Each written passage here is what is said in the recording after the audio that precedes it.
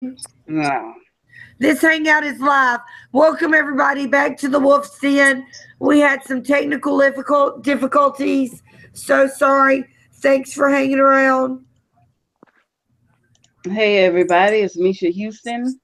So good to finally be live, and we're just waiting for Shelly, and then we can finally get this started because this has been almost an hour.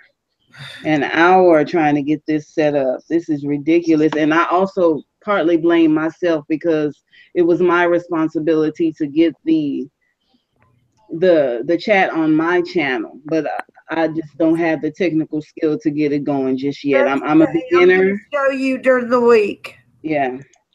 Don't worry about it. It's Okay. Bran the Builder. I'm everywhere. I'm in anything and everything. You know how it is. And Shelly will be along shortly, hopefully. Mhm. I have added her again and sent her the direct message, so she should be along at any Yeah. point. Absolutely, Shelly. If you can hear us, just jump in the call. Let's see here. Let's where am I going? Okay. You need to turn the AC on. It's hot. So we are live, right? Yes, we are live, and I want to give a shout out to our wonderful people in the chat. Thank you so much for joining us tonight. It has been a horrible night for us, but we're working on as best we can, and hopefully we can get started very, very soon on the Eddard chapter 1, the first chapter in the first book, A Game of Thrones. I'm trying to get on Lady Wolverton's channel to see if there's anyone in the chat. Just give me a second. No, there's not. There's no one. Okay. I'm gonna share the link and say, hey, look, here we are. We are live. Okay. Yeah, okay. And I'm also going to share this page so I can get it here.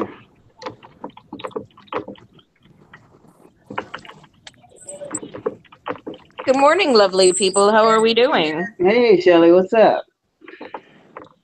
Everything. Hey, what's up?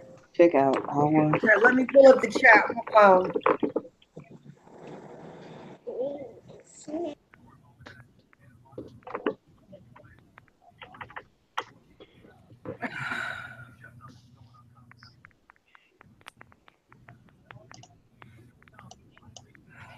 I bet they're all sitting in Marie's room. Yeah, probably.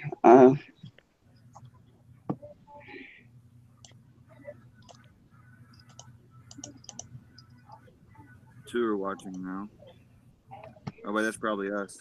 I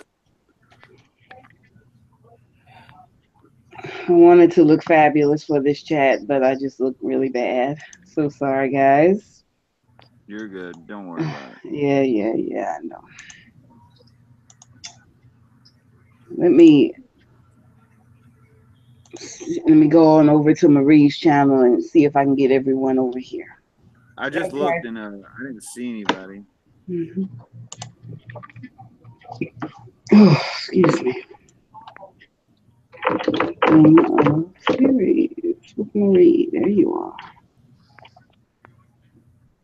We don't have any viewers. Okay. Or one who's not identifying himself. It might be just me. Okay. Okay. Eddard 1.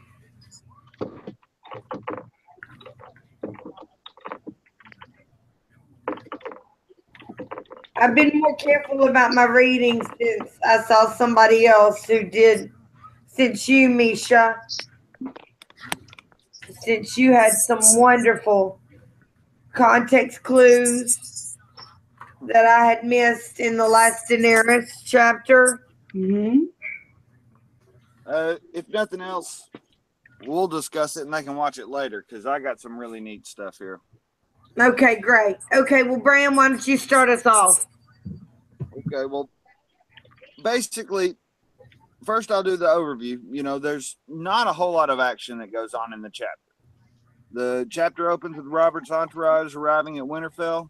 Mm-hmm. Robert makes short work of formalities, greeting Ned and the family.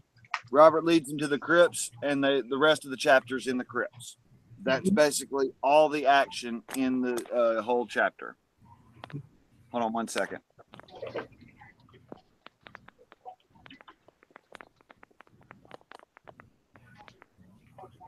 And okay.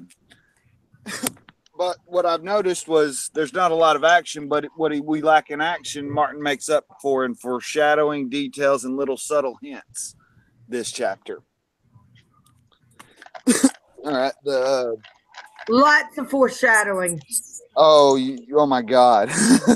I wrote 5 pages over the first 3 pages of the book.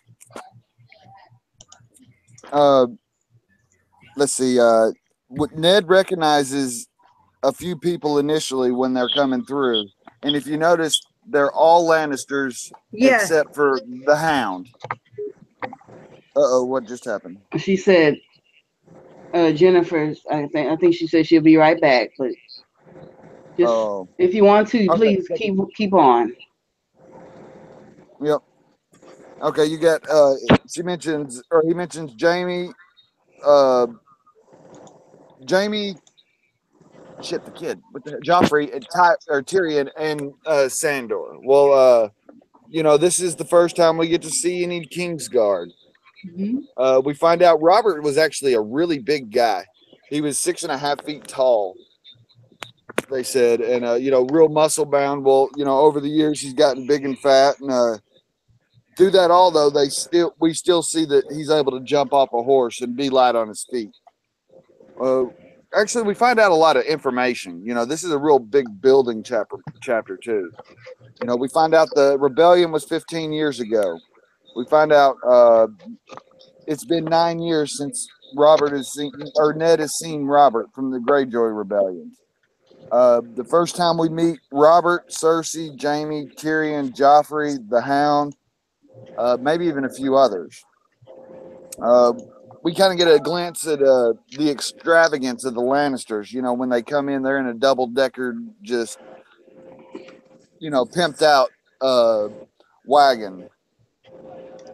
What else do I got here? We kind of get a glimpse into Robert and Cersei's relationship. When he says, "Take me to the crypt," she tries to protest, and he quiets her with a glare. But in that glare, we also kind of get a glimpse into Cersei and Jaime's relationship, because Jaime actually grabs her and kind of leads her away. Let's see. We get our first glimpse of the crypts. Yes. We get a Robert wanting to go immediately to the crypts. That it shows that major people and events yet to play out are tied to the crypts, and B, it shows that the crypts are significant. Robert Robert tries to convince Ned to go south, and he gives him all these different things. He uses golden roses, fruit so ripe they explode in your mouth, the heat, the towns, markets bursting with food, wine, the girls, all things that wouldn't appeal to Ned unless we don't know something about Ned's childhood, with him. And Robert says everybody's fat, drunk, and rich. That none of that appeals to Ned. I don't know why he tried to use those particular things to, try to convince Ned to come south. One thing that really caught me was the personification of the crypts. It's real similar to the werewoods. He gives it a almost animated or alive. It's like a conscious entity. It touches on how cold the crypts are. Caves usually stay the same temperature year round, which is usually about the average temperature of the area. It says putting an iron longsword, was custom for the Starks to keep the vengeful spirits in the crypts. But it also says the long swords have rusted away. Does that mean, that some of the older vengeful spirits are free to roam now?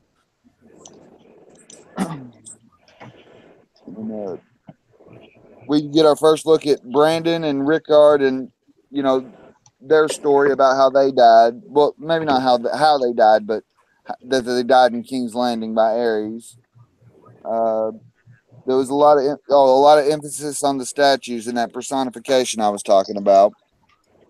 Uh, it really gives us a tie-in with Brandon, Rickard, Lyanna, Ares, Rhaegar, Howland, all these characters, how they all tie together, and we get to see the trident, or they talk about the trident and how Rhaegar fell, and we start drawing all these connections to these characters. Uh, Something that Ned said that caught my eye that we'll discuss a little further later is he said that Lyanna wanted to come home and to rest beside Brandon and her father. When he was talking to Robert about the crypts and Lyanna being in there. Let's see. We get our first mention of the promise. Promise me, Ned. It's the first time it's mentioned right here. So it's at the very beginning of the first book. So we know it's going to be fairly important. Let's see. I know Robert killed Ryan. One thing that I noticed is go ahead. Ned, one of the first things he says to Eddard is, Ned, but it is good to see you. That frozen face of yours. Yep. Just meaning that Ned has always been very stoic, even as a child. And that's what Robert remembers about him. So it strikes me as funny that Robert is always trying to tempt him with things he knows wouldn't appeal to Eddard. Yeah, well, then I touched on that. He mentions all these things that really would not appeal to Ned whatsoever. Exactly, The women, the girls, etc. Basically, they finish out in the crypts there. He's offering him Sansa and Joffrey to be wed and to become Hand of the King. And I believe that Eddard is truly taken aback by that. Not only because if you really think of it, it really is a good match. I mean, he helped him win the war. They grew up as fosters together. They both had severe, immense love for Jon Arryn. And it actually on paper makes complete sense. However, I think Robert is trying to relive what he thought he should have had. Well, what you don't realize is this entire chapter is about Jon. And I'll show it to you later when we get into I got a couple excerpts us to discuss a little later. It's just like it had been said that, Robert never really knew Lyanne's true character. He saw her for what he wanted to see, just like he does most things. All right. Well, I have a little comment on the fruits and High Garden, really. I'm just reading the paragraph here, and they're talking about High Melons, Garden. peaches, and fire. Yeah, and the golden roses that stretch as far away as the eye could see. Ned's almost relations to the opposite is what I noticed. But I mean, besides that, though, you know that the golden rose is the Tyrell symbol. Was he really talking about the golden roses, or was he talking about the Tyrells? In High Garden, there are fields of golden roses that stretch away as far as the eye could see. Is he talking about roses in literal, or is he talking about the Tyrells? And he also gives some good information about High Garden, how fertile the land is, and how plump and rich. And I mean thank you. And I mean, there's a lot of food there, and the North is going into winter. Maybe they should make some sort of an alliance with High Garden because they have all the food and the resources and the fertile lands. But Ned doesn't pick that up. That is a good catch. I just connected it with golden roses, and then they grow the blue winter roses. Mm-hmm. I just took it as that connection, but that's a good catch there too. Thank you. And I just picked it up just now as I read it. And as I said before, I haven't read very much of the chapter, but I just thought that seeing as High Garden is the most fertile region in the Seven Kingdoms, maybe it would have been, it would have suited the Starks to get buy food from them or get into some sort of an alliance with them. But I mean, mainly it's just all about the Lannisters and the Starks. But there was definitely an avenue that they could have taken, at least as far as the resources and the provisions go. So, Oh, I forgot that. uh, Something else I noticed is we get another idea of the distance there. mhm. Robert says, I was starting to think we would never reach Winterfell. He complained as he descended. In the South, the way that they talk about my 7 kingdoms, a man forgets that your part is as big as all the other 6 combined. Yes.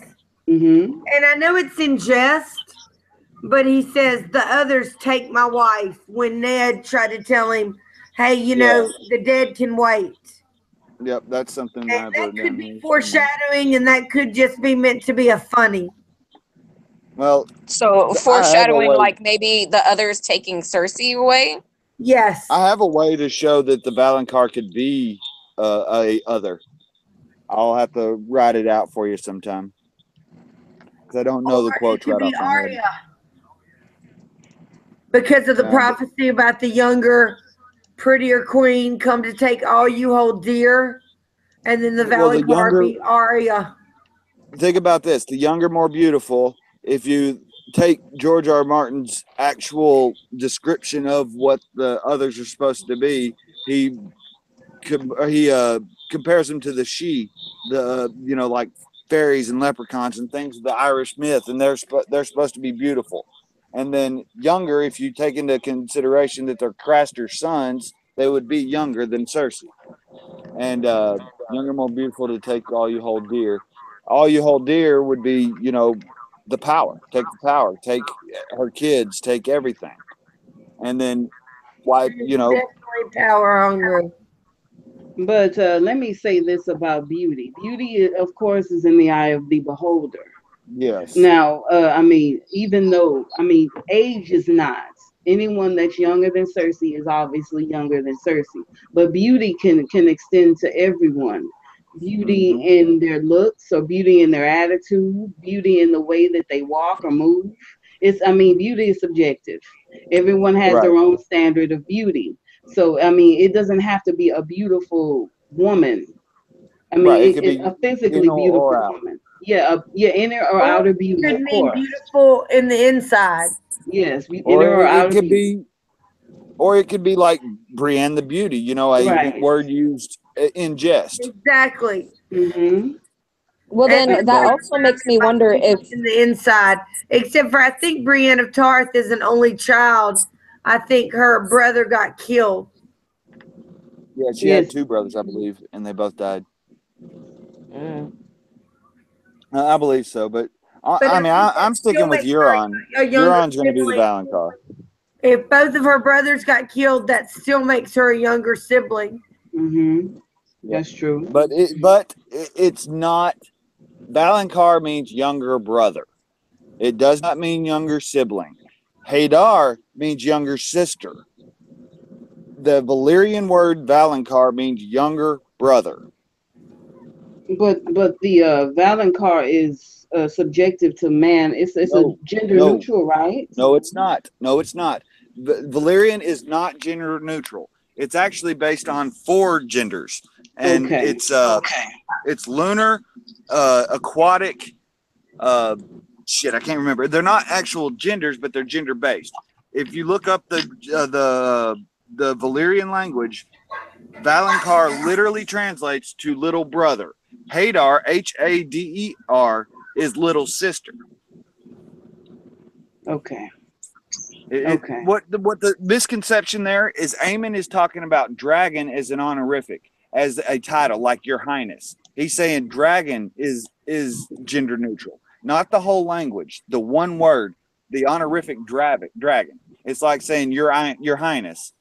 That's could be a male or female, or saying like the matriarch. That could be either male or female. That word is gender neutral. The translation of dragon, whatever, that was the misconception.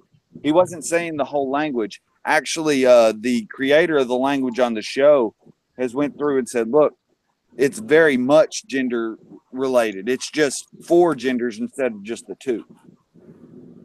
Yeah, but the only thing is that matriarch does pertain to women, though. So if they were talking about like a higher Monarch. person, it would be I monarch. meant Yeah. monarch. I'm Monarch. sorry. Okay. If I said matriarch, I'm sorry. I meant monarch.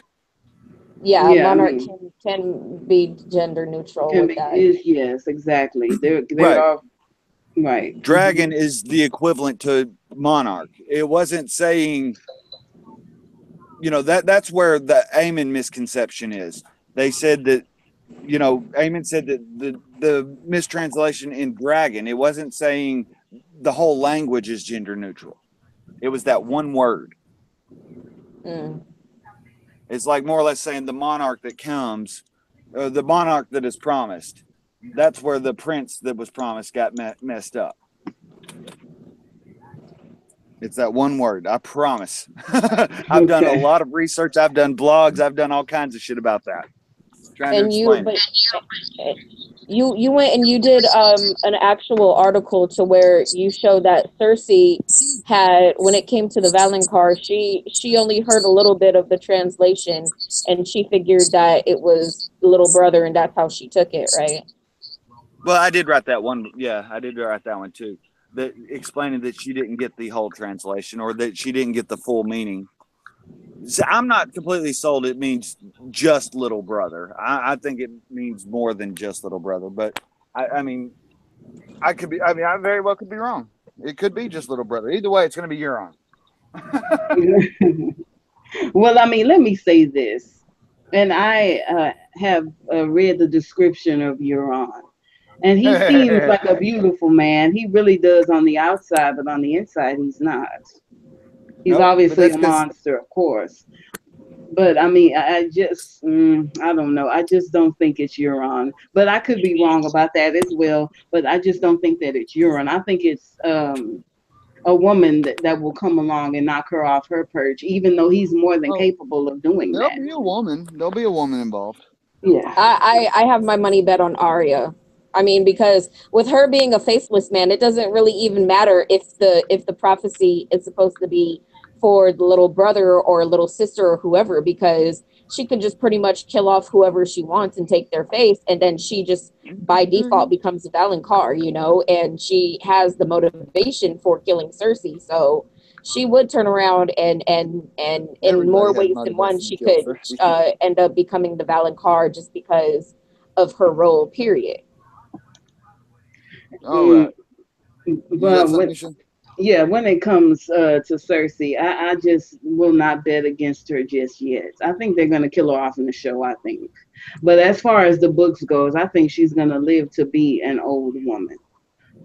As long I'm as leaning towards her becoming the Night Queen, actually. I mean, some of the things I've read and just some of my own speculations. I don't really have any kind of proof much yet accumulated, but I like the idea. we have a comment from Masandi of Nar. She says she thinks that the Valonqar is the Hound. He would be the younger sibling, but beauty, as far as the beautiful aspect of it, Miss Mandy of North. He's the only one He's true knight. Yeah, he's a knight, of course, but he's not very No. beautiful on the outside or the inside. He's a very He, wounded person. he's the only true knight that isn't actually knighted. No, I Mhm. mean, he really is. He's more beautiful than people give him credit. I Well, see where she's coming from.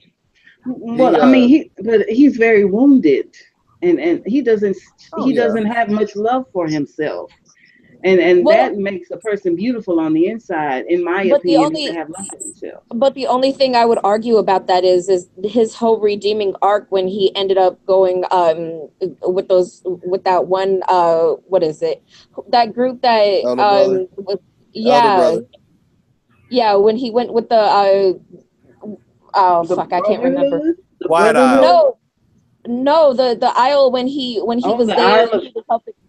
the The Isle Quiet of Isle. the Quiet Isle. Yes. Yeah, like when he was over there in the Quiet Isles and he was like starting to Great redeem figure. himself, and it to me, like, at least from the show's perspective, he is trying to get like on a better type of arc.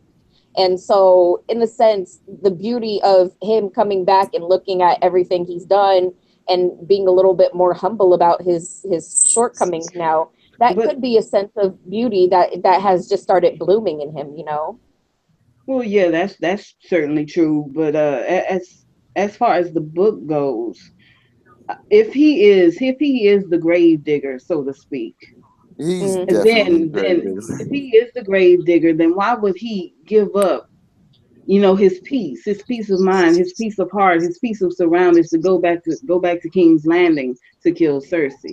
You know, Unless he's going there and he's joining someone else, because it never says that the Valonqar has to be the beauty who ends up killing Cersei. I mean, it could just mean that yeah. whoever kills her, someone else who Mhm. is more beautiful and younger comes back to take the throne afterwards. So he could do the part of actually getting rid of Cersei, and then someone else can step up who is to fulfill the beautiful younger queen to take over after Cersei has been taken out, kind of deal, you know? Like we always look at the prophecy as verbatim, this person has to fit all of this, but who's to say that it's not just pieces of other people who play a role as far as the Valonqar prophecy, you know? Exactly. I've I've I've got my ideas on it, but I'm gonna read this excerpt here, and this is so jam packed with foreshadowing. It's ridiculous from what I've seen. Okay, it starts with I trust you enjoyed your journey, Your Grace. Robert snorted. Bogs and forests and fields, and scarcely a decent inn north of the neck. I've never seen such a vast emptiness. Where are your people? And people was the Talic. Likely they were too shy to come out, Ned jested. They could feel the chill coming up the stairs. Cold breath from the deep within the earth. Kings are a rare sight in the north. Kings are a rare sight in the north. The next line is Robert snorted. More likely they're hiding under the snow, period. Snow, italics, capitalized, Ned. Kings are rare in the north. Likely they're hiding under the snow. The king put So a one hand on the metaphor for wall as he Jon Snow. descended. Yeah, it's definitely pointing at Jon Snow. Late summer snows are common enough, Ned said. I hope they didn't trouble you. They're usually pretty mild. The others take your mild snow, Robert said. What will this place be like in winter? The others take your mild winter, or the others take your mild snows. What will this place be like in winter? If you think about that, when winter starts, the Boltons have the Winterfell. They've destroyed Winterfell. It's a ruin. That's foreshadowing the War of Ice, basically. And I shudder to think, he says. The winters are hard, Ned admitted, but the Starks will endure. We always have. I mean, if that's not blatant foreshadowing there, I don't know what is. Well, I mean, I think we all want to believe that the Starks, who are the good guys, are going to make it. I certainly hope they do.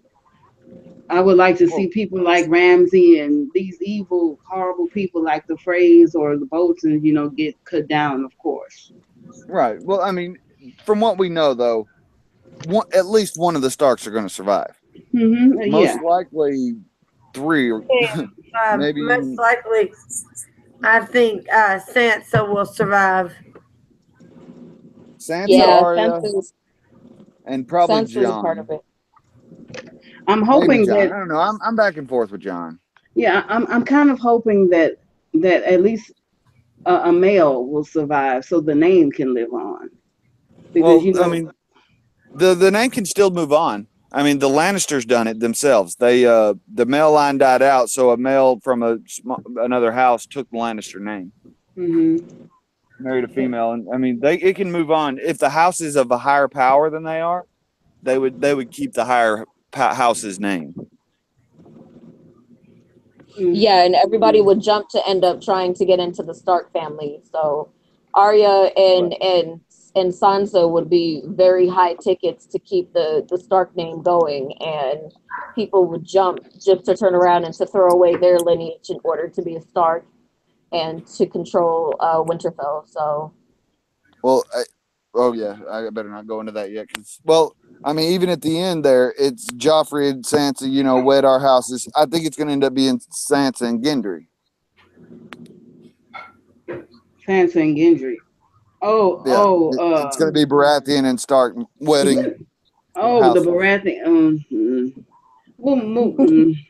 The It wedding just that has been foreshadowed for like ages, kind of. Yeah, basically from the very first book. You know, well, I mean, just not how we saw it. I don't know. I don't know about that. Maybe I don't know. I think I personally think she's gonna marry that boy from the Vale, whatever his name is, Harold Harding, Sweet whoever he Robin? is. Yeah, not Oh, Sweet Harry Robin. Harding? Yeah, him. That's who I think she was gonna be married to, and then Yeah, he'll that's end who up she's being killed. betrothed to. Yeah, that's who she's That's who. betrothed to in the books. But I think she's gonna end up marrying him, and he'll end up being killed by Right. someone or something, later A on, Baelish plot. early. Yeah, a Baelish plot. A Baelish Yeah. plot. And she'll then, end up being but Lady of the Vale. she'll end up with Gendry. I'm almost positive of it. Because I would say Arya, but she's gonna sail. So So, are you foreshadowing that for the books or for the show? Because I mean, that she's could gonna work in the sail in the show. books. She's gonna sail in the books. Hmm. I mean, let me share a dark theory that I have with Arya. I've read that Mercy chapter, and it really shows how deeply in a fog she is. I mean, I believe that Arya at some point has to wake up. I think she should wake. I mean, I feel that she should wake up and really acknowledge what has happened to her. It seems to me in that Mercy sample chapter, it shows how deeply she's in a fog, how she's really not herself. I mean, if you think about it, the only time she's ever Arya is when she's asleep or when it has something to do with the kill. But all the other times, she's deep in this other persona, deep in the face of whoever she's trying to portray. And I'm just hoping that at one point, Arya wakes up and sees what she's doing. I think that's going to be the catalyst for her to take off sailing. I don't think it's going to happen till the very end. Yeah, or either she ends up sailing away or she ends up killing herself. I think it may come to a bad end for her because I don't think she'll end up killing herself though. I don't see Arya actually like killing herself.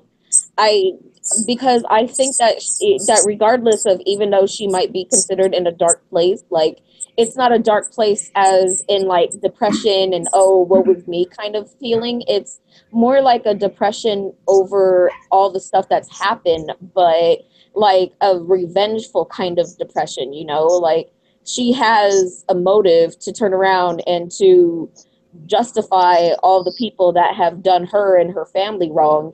And then once she does that, she might end up turning around, and that's why she leaves, because pretty much her role is done and she avenged her family. And then that's when she'll end up kind of leaving Winterfell and Westeros and start looking to do something else that might just actually like be a part of her fancy kind of deal, like I after she's done with all the killing that she needs to, I think she'll just end up kind of having a reprieve somewhere, and then if she does kill from there, it's just for sport. Well, I can see something like that in the books. I can definitely, not in the books, but in the show. But as far as the books go, I just don't believe that it's all caught up to her yet. I think she's living in a fantasy world. I mean, for as much as Arya can live in a fantasy world, I think she has gravitated to wearing that face so much that she doesn't want to be Arya anymore. She wants to be more in the role rather than Arya herself. And I think she's going to wake up and realize how deeply she's fallen. I mean, in the books, she's 11 or 13, either she's 11 years old in the books, and she's living on her own. Her head is shaved. She doesn't even have a childhood. She's practically prostituting herself to get the kill. She's practically, if you read that sample chapter, anybody check that sample chapter out. It's amazing. It's beautiful, and it really shows how far she has fallen. She has no conscience. She has no identity. She has nothing going on for herself except the kill. That is all she cares about. She doesn't care even for herself. I mean, it's she just she's just gone. And I think that maybe in Winds of Winter, Arya may make a comeback later on. Well, it does also make me wonder if she just ends up, because of how far gone she is, if she just kind of accepts that and then she just goes after everything has been rectified and vengeance has been done, if she just doesn't go right back to the faceless men and just ends up giving the rest of her life over to them, you know? I don't. I just don't think she's gonna make it. I mean, her mind. Unless she ends up trying to do something like heroic and she thinks she's going to take on like the army of the dead, and then she kind of just sacrifices herself for the cause kind of deal. Like I don't know if I see her as wanting to actually sacrifice herself, you know, like if she I ends don't. up doing something and she gets killed in the process, then yeah, but I kind of don't see her just kind of like ending her life just for the hell of it after everything is done, you know. Oh, well, no, I don't think it'll be for the hell of it. I think it's gonna be she'll kill herself because she'll see how far she's dropped. I um mean she stooped to such a low level. And I know that everybody is a fan of hers, and but I really see a messed up, I agree. a mangled young girl. I mean, she's mangled to her core now. She's borne witness to so many atrocities. All through the Clash of Kings, it is just one nightmare after the other. All through her well the Song of Swords, it's a nightmare after the other, and until she finally makes it on to Bravos. And it seems to me that she's more than happy to adapt to another persona, and she's ready to leave uh her Arya Stark herself behind and go on to another person. But as far as the winds of winter goes, I think she's gonna have to come face to face with herself and see how what has happened to her, and what she's borne witness to, the death of her family, all of this. She's gonna have to come face to face with that. It feels like in that Mercy chapter that she's in some kind of airy fairyland and she's mm. happy to be there. But Well, I'm who knows? I mean, that's just the my up here, my theory. the only thing that I do worry about when it comes to Arya is that when it gets to a certain point, when certain killers and stuff, like some people actually do snap after they see what kind of carnage that they've lived, but then other people actually embrace the carnage that they've gone through. And so it kind of depends on Arya and maybe her like spirit or something. Like if she gets to a point where she actually embraces everything she's gone through, then it could actually make her into something even more deadly than what she is now, being conflicted, you know? So that's I the only thing mean, that, yeah, that yeah, could happen. That could happen for the show. I can see something like that happening for the show because they're but she determined to looks make like, her look like the badass in the show, but she's yeah. not that in the book. She's just Okay, not. so she's Okay. she's still having like that inner child confliction of in between having to kill and to still want to still be a kid and still be a part of her family. So she's in that in between right now. For the And it show, depends. yes. Yeah. Okay. For Okay. the Okay, I got a show, but couple things I want to touch on real quick before yeah, go ahead. I have to get off here because it's almost 1 o'clock already. Okay. All right. When I said Ned says she wanted to come home and be beside Brandon and father, Hmm. that tells us a lot that we don't realize. That tells us that Liana knows that Brandon and Rickard are dead. That tells us that if she knows they're dead, she probably knows Aegon's dead, and Riella and Elia. Hmm. So that gives a lot of credence to John being Aegon. All right. There's this passage here. I'm going to read it from the book itself. Then I'm going to read what I wrote here. It says, Ned sooner entrust a child to a pit viper than Tywin Lannister, but he left his doubts unspoken. Some old wounds never truly heal and bleed again at the slightest word. His wife has lost the husband, he said carefully. Perhaps the mother feared to lose the son. The boy is very young. Sick and sickly, the Lord of the Eyrie, gods have mercy, the king swore. Lord Tywin had never taken a ward before. Lysa ought to be honored. The Lannisters are a great and noble house. She refused to even hear of it. Then she left in the dead of night without so much as by your leave. Cersei was furious and sighed deeply. The boy is my namesake. Did you know that? Robert Arryn. I am sworn to protect him. How can I do that if his mother steals him away? I will take him as ward if you wish, Ned said. Lysa should consent to that. She and Catelyn were close as girls, and she would be welcome here as well. A generous offer, my friend, the king said, but too late. Lord Tywin has already given his consent. Fostering the boy elsewhere would be a grievous affront to him. I have more concern for my nephew's welfare than I do Lannister pride, Ned declared. All right. Now, all that, it seems like you're talking about Robert Arryn. But if you go back and think about Jon here, when you read this, Ned would sooner entrust a child to a pit viper than Lord Tywin. That could be a shout out to the Martells. But he left his doubts unspoken. Some old wounds never truly heal the death of the first Aegon and bleed again at the slightest word. The second Aegon, which is Jon, and they're talking about Jon Arryn. The wife has lost the husband. That's Lyanna losing Rhaegar, he said carefully. Perhaps the mother feared to lose her son. Lyanna feared to lose Jon or Aegon. The boy was very young. He was a newborn. Sick and sickly, blah, blah, blah. Let's see. It says, Lysa ought to be honored. If you think about it, if Rhaegar would have won, then Jon would have most likely been fostered by Tywin or Aegon, whatever you want to call him at this point. He probably would have been, because Tywin and Rhaegar were getting pretty close there. And then you got the line, I will take it, well, then Ned says, I'll take him as ward. Or wait, no, I'm sorry, I skipped a part. The boy is my namesake. You're talking about either Jon Arryn or Aegon there. Did you know that, Robert Arryn? I swore to protect him. How can I do that if his mother steals him away? That's exactly what Ned did to Jon. I'll take him as a ward. That's what Ned did, and that's what Ned's saying. Lysa should consent to that. That's exactly what Lyanna said. I want you to promise me. Promise me, yeah. She and Catelyn were closest girls. Then it says, I have my concern for my nephew's welfare. That's exactly what Jon is to Ned. Right. Mm-hmm.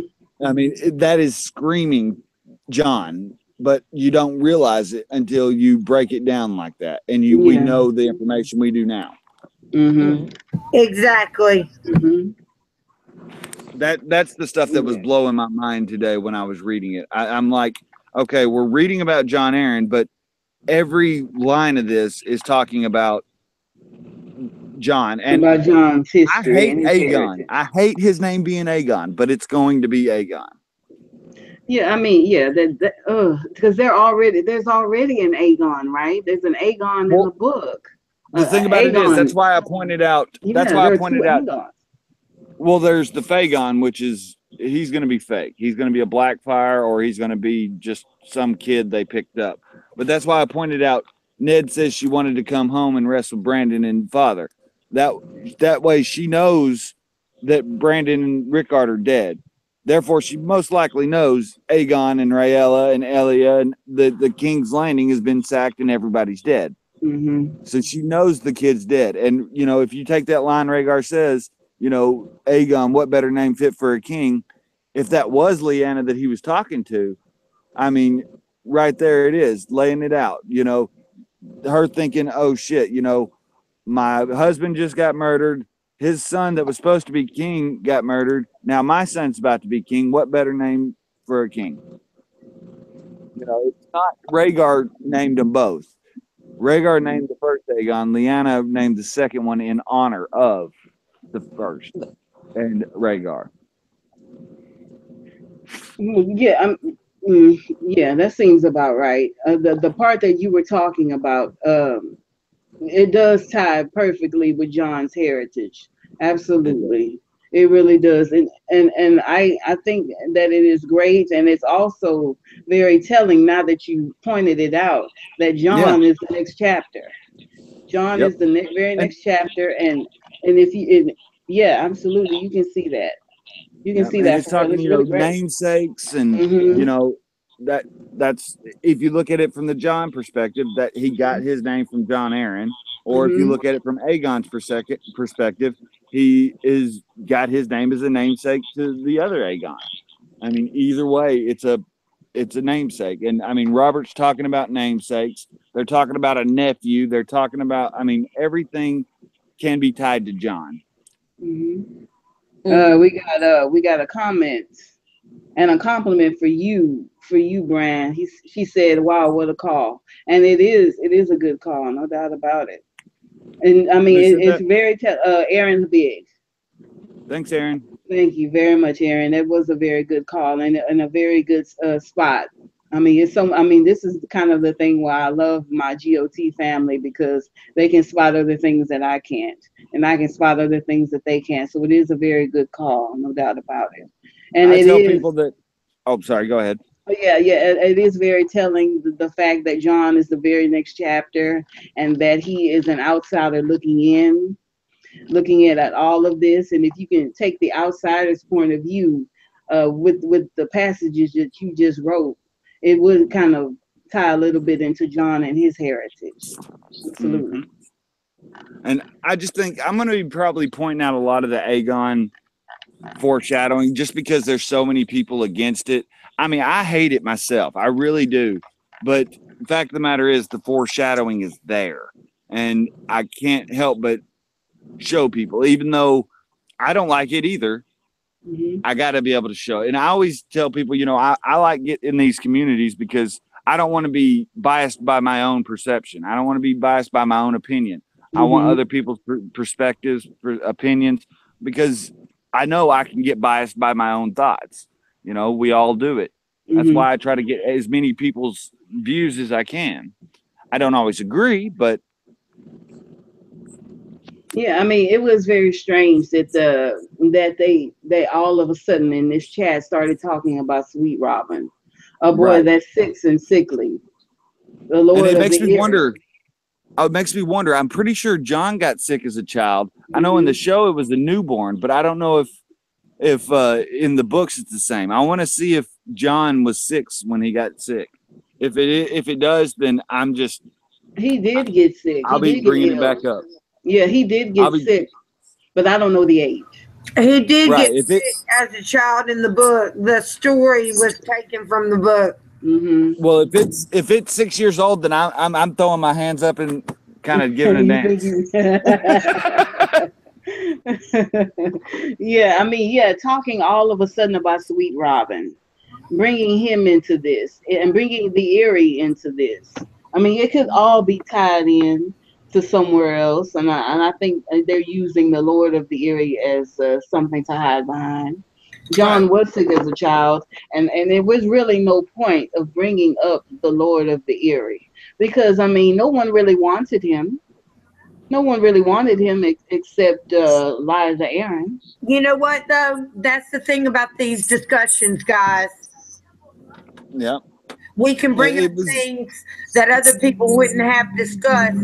Like I've seen channels where they won't even discuss Robin.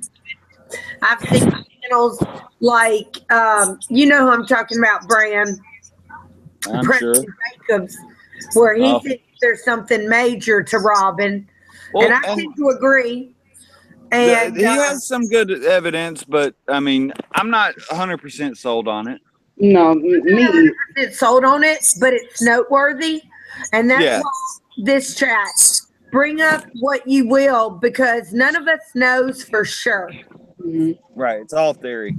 Exactly. And conjecture. Yeah, And you got a lot of fanfare in the chat for your theory, Brian. Aaron, that, Renee are Yeah. clapping. And it Masandi was is a good, clapping. good, good, good catch and theory. Mm-hmm. I mean, it's hard to deny once you see it. You know, when you see it right there, and you realize they're talking about John instead of Sweet Robin. And like you said, it's kind of weird to throw Sweet Robin here in the crypts. I mean, and they are in the crypts too. You know, that's closely associated to John.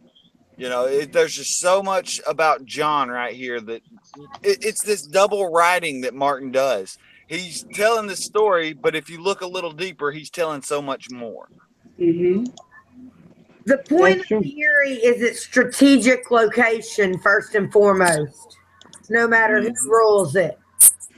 It is just like they talk about many times, impregnable and hard to reach. But we learned that the princess and the queen, yeah, a dragon can fly up there. Yeah, anything can get up there. As far as if you're riding a dragon, yeah, you can reach anything from the sky if you got a dragon. Absolutely. There was one thing that I wanted to say about Sweet Robin, and this is another one of my tinfoil theories. Does that boy belong to Peter Baelish? Oh yeah. Oh shit. He's definitely Baelish's. I mean, it's just something about that boy that screams that he is Peter Baelish's child. And then also, his hair color. John Aaron was a blonde, right? Didn't John Aaron have blonde hair when he was young, and he looked like Harold Harding, young and blue-eyed and very beautiful and blonde hair? And then we have Sweet Robin with this black hair, and they always go by hair color to identify a person. You can't fake the hair color. The Tullys have red hair, and the Baratheons have black hair. Everybody in the Baratheon family has black hair. You can tell everyone is a blonde for the Lannisters. And then we have this black-haired boy, this sickly little boy, and he has black hair and these big eyes. It's just something about him that screams he's Peter Baelish's boy. And it would explain why she's so clingy and protective of him. Why would she protect the son of John Aaron when she hated him? She was in love with Peter Baelish, so she would love his son more. Did they ever describe Peter Baelish as like a wimpy or sickly kind of child as well? Well, I mean, the black hair, of course. That's all pretty much. And he was smaller. They said that he was smaller when he was younger. Smaller than, but not so much sickly. I mean, I don't know. It's just a theory that I've been thinking about. I'm not quite sure. But yeah. Why would she love Sweet Robin so much when she hated her, his father? Hey, Misha, I hate to cut in. I'm going to go ahead and hop off here, though. I got to be up in 4 hours to go to work. So. Okay, then. No problem. Y'all enjoy. Y'all finish it up. That's that they talk about Sweet Robin. I mean, Littlefinger being a sickly child, especially after he took that badass beat down from Brandon Stark. Yeah, but I mean, I'm not sure. I don't know. It's just a theory. I'm not quite sure about it. I definitely agree. I didn't think there was really a doubt. But y'all have a good rest of the night. Y'all enjoy the rest of the stream. So I just got to get in bed. Okay, then. Thank you, Bran. I will see y'all next week. All right. Bye-bye. And who do we have next week? It's Misha with John. Yeah. Okay. Misha and John. Y'all finish up. I'll talk to y'all later. All right. Bye-bye. Bran, take care. All right, ladies, what's up? We're talking about Eddard 1, and I really didn't read the chapter. Did you have any comments, Jennifer, about it? What I said was, I know it's been a long-standing joke, and I know we'd all like to see the Cersei become the Night's Queen, but that did strike me when they were talking about something, and Robert said to Ned, "The others take my wife." And he was in Winterfell, which is also supposedly got the chance and shit on it. Yeah. I think there's powerful magic at Winterfell. And I think that might, instead of people saying Daenerys going to be taken, I think possibly it's going to be Cersei. Now that would be interesting, though. The only thing is how would they turn around and be able to grab Cersei unless there's like just a whole fight? The snow coming down when Jamie left. I mean, winter is definitely coming that far south, and I think they might be able to grab her. And you know, there's no telling what sibling, and he is a man, that the Night's King at this point is. True. Because technically speaking, they still left it kind of ambiguous as to who the Night King really is. I mean, everybody has made assumptions, but unless they do like a quick flashback to show who the Night King is, it's kind of up in the air, and they can portray him as whoever it is that they want to fill that role. Azora Hype a shout out here and say that one of his videos I enjoyed the most was his theory on who the original Night's King was. And it was not Bran the Builder. It was Bran of the Bloody Blade, who loved to kill children. Oh. Like he viewed them as, we ought to exterminate them. This is our land now. Even though they were basically the natives of Westeros. Yeah. Well, that's how it always is. That's how it always is. Somebody taking away from the genocide in different countries, whether it's due to jealousy or trying to take, minerals, gold, things like that in land. That's normally the cause of every war. Trying to take everything from someone else. Yeah, absolutely. Almost nearly every war in history. That's true. South Africa. That all has to do with gold. From what I heard. Nigeria. That all has to do with their oil rights. Oil. Yep. And in other places, it has to do with like their diamonds and the jewels, especially in Africa. The French. They wanted the land in Vietnam. Now, the white U.S. jumped in, I will never know. But actually, the French started the Vietnam War. And there's also the Revolutionary War taken away from the Indians. Oh, yeah. The Native Americans and that whole mess. And it's a mess. And also the Revolutionary War, though it was about slaves, it was also about property. All wars are. They're about property and natural resources. Yep. Does anyone in the chat have any questions? Is there any questions? Please put them in the chat, and we'll answer them as best we can. And I apologize, we keep having trouble. Yeah, this was pretty much my fault this time. Smoke Screen or Because Geek or some of our other favorite channels. We're just a conversation amongst friends. And I don't mind it being a conversation. Come on. You're more than welcome if you've got the nerve. I mean, it's just if I can just command and get it down the Hangouts, then I mean we could probably get the thing going on time. Well, it doesn't help that Hangouts has been having its own glitches lately too. Yeah, it has. And so trying to, you have noticed times when it has done stuff to us, and it's because basically they're I'm not computerish, but whatever pushes their app obviously gets overloaded. Yeah. It's just Hangouts is just a mess, and it doesn't help it that I can't barely navigate it. I just don't understand what to do with it. As far as the questions in the chat, do you have any questions about Lord Eddard Stark of Winterfell? Any chat, any questions? Please put them in the chat, please. And I just also want to say to our few viewers and to you all, because you are my friends, I've had a lot of setbacks lately. Mhm. I don't want to get too personal, but our roommate, y'all all know I had a roommate. She Oh. broke a rule that was very serious. And my husband came home from lunch and called her and had to kick her out. Though I hate that. I consider that unchristian.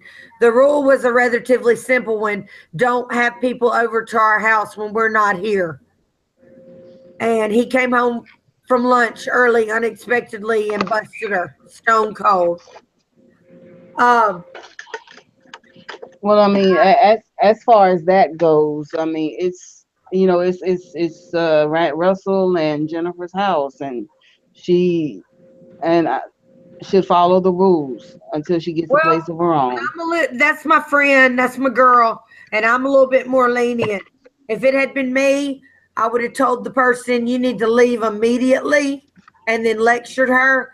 But she made the mistake of, Russell doesn't normally come home for lunch, but today he did. And she got busted, and I wasn't even here, and there was nothing I could do to help her.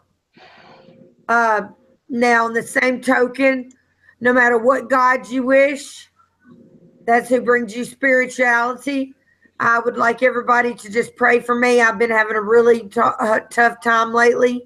I don't know if it's because of the roommate caused tension in our household or what have you, but I've just been very depressed and having a very rough time lately. And I'd appreciate all the love and support I could get. Please. We have a comment from Erin Habig. She says, "You ladies are great. A big pink heart. Thank you all so much." Thank you. Yeah, it's I just been appreciate rough that around so here. much. Yeah. It's just been, if we could just get hold of Hangouts, if we can just get that, we can start on time and everything will be okay. You know what, though? I've learned from BBM and from a few other great YouTubers, I mean, really nice people, that you just got, if you start with one subscriber, next thing you know, you'll have 100.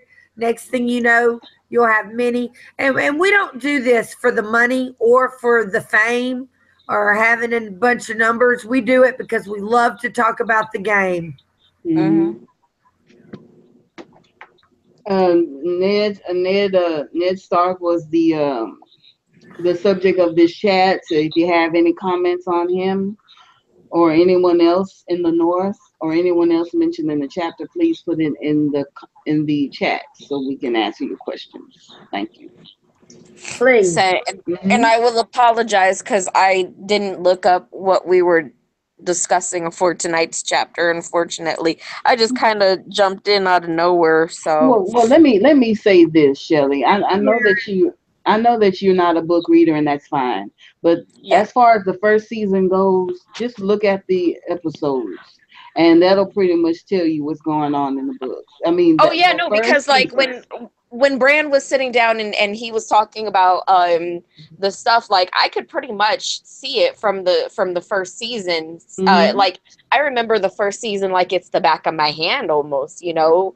So like I remember him going in there and how he pretty much cut off Cersei, and Jaime was kind of right there like trying to make sure that she didn't like go and overstep her boundaries, because later on in that season you see what happens when she's alone with Robert, and how she tries to check him, and then he just pretty much backhands her like it's nothing, you know. So that's why like I was sitting there and I was listening, and I like the first few seasons do match up with the book just very, very well. And so like I of course won't know that there was a whole discussion. I mean, in the show it does talk about Sweet Robin too, but for me, when it comes to Sweet Robin, the only reason I see Sweet Robin even being a concept is just because he is the Lord of the Vale. And with him being sickly,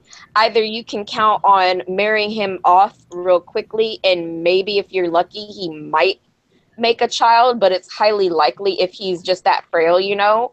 But the best thing to do is to bank on Sweet Robin dying or something, because he's just, when it comes to his strength and his stamina and his mentality, he's easy to break. And he would be more prone to probably dying off than actually proving to be anything worthy, you know? So I think that if anyone is even going to bank on Sweet Robin, it's banking on him being taken out easily. And that's just kind of how I see the whole thing. So, like, of course, everybody is going to want to talk about Jon Snow because his whole deal is shrouded in mystery, and only a handful of people know the truth. And yet so many people are still talking about him because they just don't even understand the fact of just how epic he is as the character as far as the whole Thrones series is concerned. You know, like, he's just one of those mystery kind of storylines, and the more that you just keep digging into it, the more he has to yield. So I know that everybody kind of looks at Sweet Robin like, okay, well, he might be just that hidden gem, but the only gem that Sweet Robin is that he would be easily taken out, and then somebody can end up having the veil, and the veil is such like a piece of property that everybody wants because they think that that will help them out as far as the long night is concerned, and or dealing with the dragons when they come touching back to Westeros as well, you know? Well, yes, the Vale is very rich, and of course, they were left out of the War of the Five Kings in the show and books. So Yeah. it's a prize kingdom to have with you, and Sweet Robin is the only thing in its way. And I mean, And I he's don't not think. much of a threat, you know, so he can be taken out in one way or another. Like, Mhm. and that's kind of like that whole kingdom that this little frail boy is pretty much left in charge over. Yeah, I mean, in the show you do have Littlefinger still trying to, well, he was trying to manipulate it until his untimely death. But but then when you look in through the books, you still have Lysa there, and she's still pretty much a crazy batshit woman. So in order to get rid of Sweet Robin, you just have to kind of catch Lysa on one of her crazy deals and get her to believe in your type of crazy, and then from there it's just a matter But of when I mean, Baelish kills her, so there's but no that's chance well, for. but that's only in the show. I mean, in the book, she's still a player, right? Uh, yeah, I wouldn't say Yeah, player. She's kept her pretty much a lone wolf, though a lone fish, shall we say? Mhm. Yeah. Because she's kept her on a army veil, and and her son close to the Erie. And then you hear her quote John Aaron yeah, saying, you know, the Erie is impregnable. But I think what we're going to yeah, see, no, the Erie is not impregnable, because I believe Daenerys is going to fly up there just like she did before.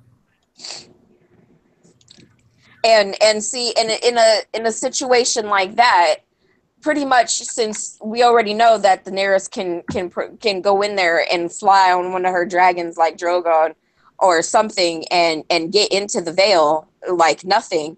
And It already makes me. her biggest banner man, John Royce, he is Mm-hmm. completely, you know, he can run roughshod over her. I have no doubt. Hmm. Mhm. Yeah, that seems about right. Yeah. Because Yeah. even the bannermen, Lady Waynwood, Cobray, several of the others, they a few who Littlefinger had bought. That's not going to work anymore. No. No. Not with how. Not with how Daenerys would be able to just command her dragons and to just go in there, kind of deal. I mean, When there. Daenerys gets to the north, I think maybe one of her first tasks will be to fly to the Erie and get their allegiance. And this is another thing that I want to talk about, especially in regards to the show about Sweet Robin. Why didn't anybody pick him up, this season? He's the lord of Exactly. one of the richest lands in Westeros right now. And neither Cersei nor Sansa or Baelish or Daenerys ever thought to pick him up and grab him. Well, I do think that there was mention of Sweet Robin in Winterfell between Sansa and Littlefinger. Like I do remember she does talk about him a little bit, but they kind Yeah, of do still brush him off as far as everything is concerned. but And plus, because in the show they do have his a lot of his fleet, so yeah, and I just feel like, if of course he's in league with Baelish, or was in league with Baelish until they killed him. Yeah, Damn you it! mhm. know a lot But about this then, topic, Misha. yeah, but then Due why? to Sansa and the Dangers of Sansa series. Yeah, check that out, Making it, everybody. they're doping him with milk of the poppy, which Yeah, is not good. and I just wonder, as far as the show goes, why didn't Cersei pick him up or Daenerys pick him up? He was right there in the Eyrie the entire season, and they're so busy trying to beat each other up. I mean, there was a kingdom right there for the taking. Well, If the they only got thing Sweet is Robin, that I don't think anybody really explained the whole situation to Daenerys when it came to Sweet Robin, because hmm she hasn't even sat down, and I don't even think Yeah, they've like you've heard explained her everything talk going on. a lot about how Dragonstone is her birth, the Iron Throne is her birth, and all the other bannermen. She considers herself the true queen, and anyone who's following Cersei is her enemy. And Sweet Robin has been drilled into him that Lannisters are easy, and I think we're going to see a turn about that, hopefully, in season 8. If they don't add Sweet Robin to season 8, I'm going to be upset. well, I mean, yeah, I mean, it just doesn't make any sense that they left him out this long. I No, know that it no one doesn't. likes him, Could but have been like Littlefinger and Sansa and just sat his horse off to the side. who knows? I don't know what the show writers are doing. I'm just glad that he's going to be a part of the book series, and I'm very happy. Even though I don't like Sweet Robin very much, but I do believe he's a very important character. Absolutely, he's too important just to be tossed aside, at least just yet. We're saying good night to Valar Morghulis. Good night, VM. Thank you for joining us in the chat. And I think Aaron has also left as well. Yeah, It's very everybody's starting to head to sleep Mhm. now. Yeah. So you want to shut it down, ladies? Yes, I do. Okay. Okay, so we've got next week. I'm doing John next week, Yes, and I'm gonna try to find my way to setting this up because I don't want to I'll go show through this you. again. I think the best thing to do is for us to get on. You're off tomorrow, maybe Saturday, for Hmm. us to spend some time, and I can walk you through it. It's Yeah, no because big deal. You hmm almost had it, yeah, and it'll take us all of 15 minutes, I believe. yeah, and because Yeah, I'm, just I'm sitting. this is just too crazy. This is angering Because with people. everything, with my grandmother dying and me having some serious health problems right now, Yeah. I have a doctor's appointment October 13th Hmm. and everything. I really appreciate you taking the helm for a while. Yeah, it's no problem, but I just want to get this going because this is And just Shelly, ridiculous.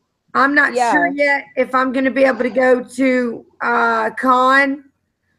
If I was a betting person, I would say yes. But I tell you what, it'll break my heart if I can't. You well, don't you have know to. what? We're gonna turn around and we're gonna approach it as you can. So no negativity until we actually know in May if you can't. So until then, let's play it by ear and say that we are all going. Yeah, Okay, And just thank you so because much, then, Shelly. You're right. It's yeah, always because better to think that'll just be positive than to think better negative. energy. As a matter of Yeah. fact, there's a study patients undergoing surgery. Those who go into it positive have a severe higher rate of success than those who go into it negative with the attitude, I'm gonna die. And that's the Yeah. whole point is Yeah. it reflects around your mentality, and then from there all the energy goes from there. So just sit down, and for now just make it like that you're already starting to plan for it, and just kind of have that positive energy that we're all going to turn around one way or another and end up out there regardless of what the fuck happens and how the fuck it happens. We'll be Yeah. out there. So just make it like that, you know? And if you do manage to go, Jennifer, maybe we can do like a little live stream from there. Oh, yeah, Or a yeah. live stream from the hotel. I'll bring my computer. They should have good internet. I Yeah. also want us to eat dinner or breakfast together one morning Yeah. and maybe attend some of the summits together, because I'm telling you, Russell's going to come, but there'll only be a few things he'll want to attend. Mm-hmm. And I'd really appreciate it if you'd be with me in some of the things he doesn't care to participate in. Yeah, that'll be fine. Because I'm going to probably drag All a right, friend over there too, so. well, why don't we call it a night? I love Okay. you guys, and see you next week for John. Okay. Nice. Okay, Misha, why Yeah. don't you tell about some of your other channels before we sign off? Yeah, you can check me out on Facebook and on Instagram. Yeah, those are pretty much the two social networks that I am on. I'm always on. If my phone is on, I can probably hit you a message back. Also, Okay. check out. Oh, I'm Oh, sorry.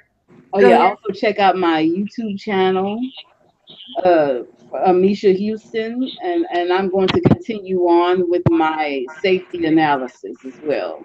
Check And I out my. really enjoyed that. Mm-hmm. Everyone, you can. I'm on Twitter as Jennifer Wolverton 1976, I believe, and also Facebook as Jennifer Wolverton. I accept all requests unless you're like a porn star. You can only get these requests from like porn stars and thongs, or unless I don't know you from Adam and you seem to be a troll. Okay. Okay. Shelly, Go ahead, Shelly. Go ahead, you Shelly. want to shout Okay. out your Facebook?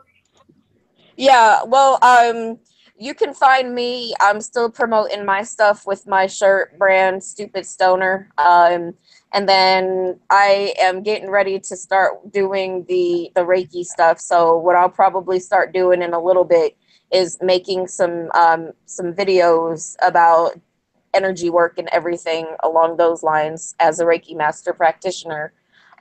So yeah, I'll start dabbling in some things, and I might turn around and do up a side stream or a side thing for Game of Thrones as well. So everybody just stay tuned. Mm-hmm. Get No up. doubt about it. I would Well, love good a night. I massage right love you, now. ladies. All right then. Good night. Good night, honey. And the Go chat. ahead. May God bless you all. All right. Bye, everybody. Bye Good night, crazy people. bye.